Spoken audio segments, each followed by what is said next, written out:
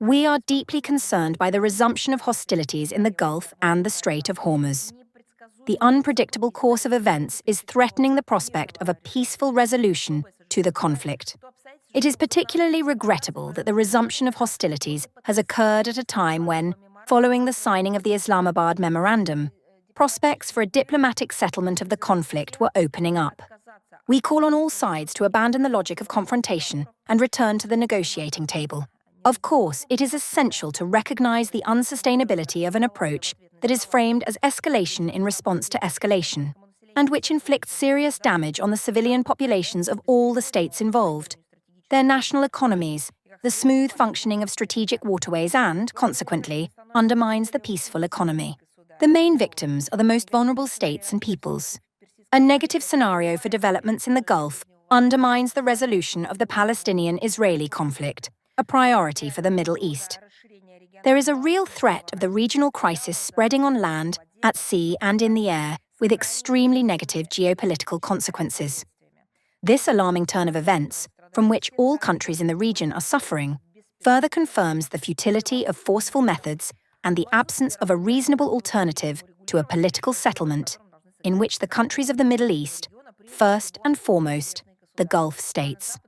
Western countries, having chosen Ukraine as such a tool, a geopolitical battering ram against our country, are at the same time setting their sights on that country's vast tracts of land and natural resources. We, for our part, have always spoken out about this and issued warnings. They are counting on getting their hands on them, either for a song, as compensation for the financial losses they have suffered in the pursuit of the illusory goal of inflicting what they call a strategic defeat on Russia, or simply in exchange for loans. I would even say, not for the loans themselves, but for the interest on them, or they will simply take them on the quiet.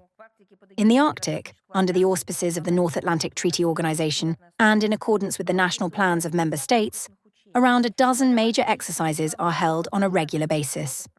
The naval forces of the alliance's member states continue to conduct regular solo and group deployments of warships and submarines in high latitudes. At the same time, the duration of their presence in the northern seas is increasing. These moves by the North Atlantic Alliance significantly increase the risk of unintended incidents, which could have extremely negative consequences for the region. The Polish Defense Ministry has issued a statement announcing that military exercises will be held near the borders with Russia and Belarus from July 13 to 14. We see this, first and foremost, as an inappropriate attempt by Warsaw to flex its muscles in order, in its view, apparently, to climb yet another rung towards the coveted status of leader, as they see it, of Eastern Europe, the main bastion, as they also put it, of NATO's eastern flank. Against a backdrop of rising tensions in the region, caused by the reckless actions of a collective Western minority which has provoked and is working to escalate the conflict in Ukraine, the intensification of military activity by the Polish armed forces near the borders of Russia and Belarus once again demonstrates the utter irresponsibility of the Polish elite. When establishing a European air defense system, there can be no question whatsoever of any purely, as they put it, defensive measures. The deployment of any kind of anti-missile systems is viewed by the US and its allies as a fundamentally important element of their efforts to achieve overwhelming military strategic superiority over any adversary, including, as they always emphasize, Russia. Among the relatively new factors are the active attempts by European NATO countries to involve Ukraine in their missile defense projects. We regard this as yet another step towards bringing the Kiev regime into line with the general NATO military paradigm and, as far as possible at this stage, with the relevant structures of the North Atlantic Alliance. The statements made earlier by the US leader Donald Trump and senior officials in his administration, suggesting the resumption of nuclear testing, constitute an open challenge to all those committed to the aims and objectives of the Comprehensive Nuclear Test Ban Treaty, CTBT.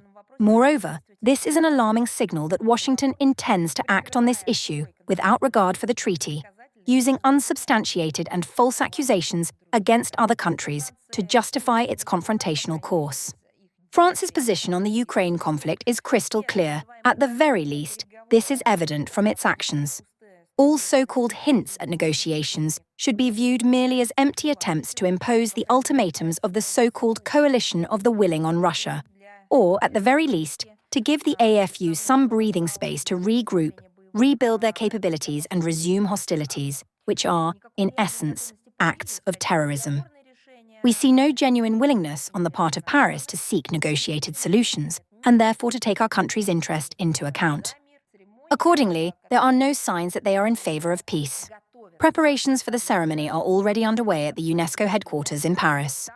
On July 17th, on the sidelines of the Global Conference of the International Decade of Science for Sustainable Development, the third presentation ceremony for the UNESCO International Dmitry Ivanovich Mendeleev Prize, awarded to Russia in recognition of its achievements in fundamental science, will take place there.